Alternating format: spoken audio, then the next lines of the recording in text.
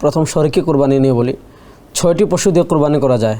উট দিয়ে করা যায়, মহিষ দিয়ে করা যায়, গরু দিয়ে করা যায়, ছাগল, ভেড়া, দুম্বা, এই কয়েকটা প্রাণী দিয়ে কুরবানি করা যায়।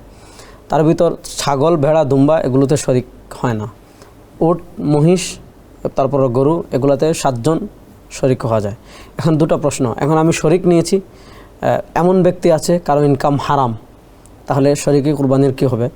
দেখেন, আপনি যদি নিশ্চিত থাকেন যে ওই শরিকি ব্যক্তির পুরো ইনকামটাই হারাম, অর্থাৎ তার হালাল কোনো আর্নি নাই, তার যত ইনকাম আছে সব ইনকামই হারাম, তাহলে ওই ব্যক্তিকে আপনি কুরবানির শরিক বানাতে পারবেন না। তাকে শরিক বানালে তার কুরবানি কী হয়ে যাবে? সবার কুরবানি বাতিল হয়ে যাবে। হ্যাঁ, তার কিছু ইনকাম আছে হারাম, কিছু ইনকাম আছে হালাল।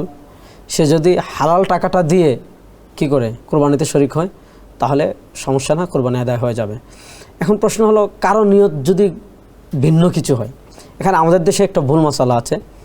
দেখেন, অনেকে আমরা মনে করি যে গরুর গোশত খাওয়ার কথাটা অন্তরে থাকলেই কুরবানি বাতিল হয়ে যাবে। ব্যাপারটা এরকম না। দেখেন, আমরা কিন্তু কুরবানির দিন ছাড়াও বাজার থেকে গরুর গোশত কিনি, প্রয়োজনে সবাই কিনে। কেন কিনি? খাওয়ার জন্য। কেউ যদি কুরবানির পশুতে তার কুরবানির কোনো নিয়তি নেই, অন্যান্য দিন সে যেভাবে গোশত পায় বা গোশত কিনে, ওইভাবে গোশত পাওয়ার জন্য, গোশত খাওয়ার জন্যই টাকা দিয়েছে, তাহলে তাকে শরিক করলে বাকি সবার কুরবানি নষ্ট হয়ে যাবে। কিন্তু সে যখন টাকা দিয়েছে, তার নিয়ত কুরবানি, সে তার কুরবানির নিয়তেই দিয়েছে, কিন্তু মনে মনে এই কথা আছে যে কুরবানি করলে আমি তো গোশত পাবো, এটা কোনো সমস্যা নাই।